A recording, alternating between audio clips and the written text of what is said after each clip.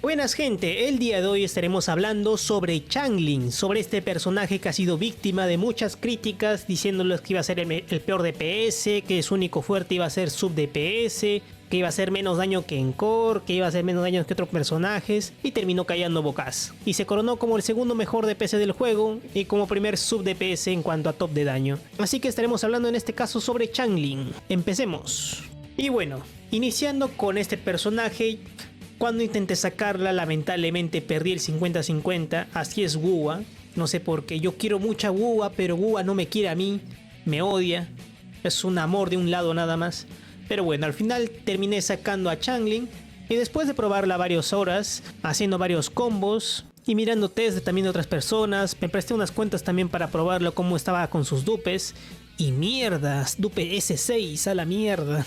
Y bueno, lo que resalta más de este personaje de Xiangling al parecer es su daño. Sí, no por nada la colocaron como segundo mejor DPS del juego, a pesar de que su rol principal no es DPS. Este personaje tiene la facilidad de tener dos roles, DPS y sub DPS.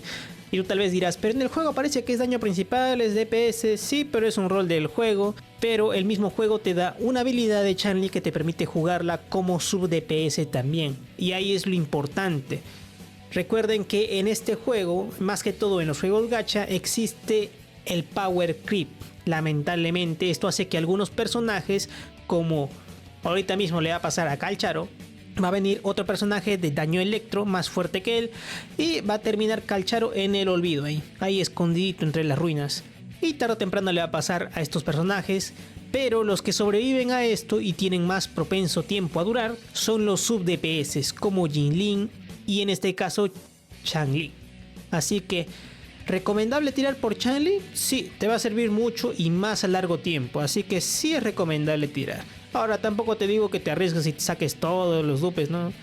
Este personaje, si lo tienes y tienes la facilidad de sacarlo, te va a servir mucho a futuro. O sea, si hoy en día me pones el banner de Yi Yang y el banner de Xiangling, yo sí te recomendaría directamente al de Xiangling, obviamente. Ahora, todos sabemos que Jin sí está rota y tarde o temprano va a venir otro personaje que obviamente destrone, ¿no? Es lo normal y es algo muy común. Pero Jin sí tiene mucho tiempo para sobrevivir, dependiendo que tanto sea el power creep que le meta Wuthering Wave. Pero bueno, en cuanto al tema de equipos, Xiangling por lo que se ve resalta más con los personajes de daño de fusión.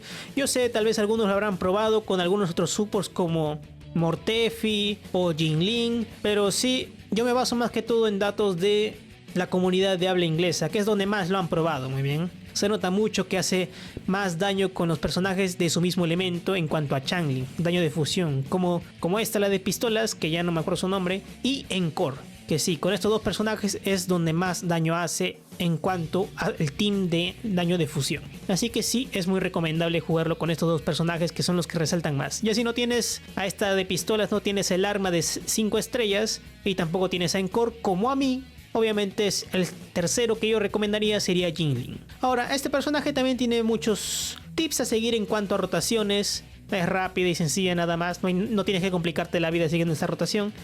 Pero esto es únicamente del personaje. Este no va a ser un video tan largo, así que quiero llegar al punto.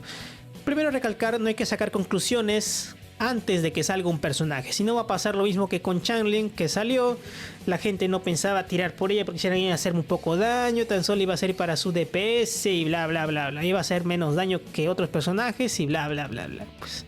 Y bueno, terminó saliendo con muy buen potencial para daño como DPS principal. Y también con muy buen rol para su DPS, o sea, este personaje sí lo vas a terminar usando más a futuro por más que vengan mejores personajes, más fuertes que ella, y aún así lo vas a poder seguir usando como rol de sub DPS. Y es algo muy favorable. Así que sin más, ese sería todo el video. Este sería como un video más que todo sobre las primeras impresiones de Xiangling.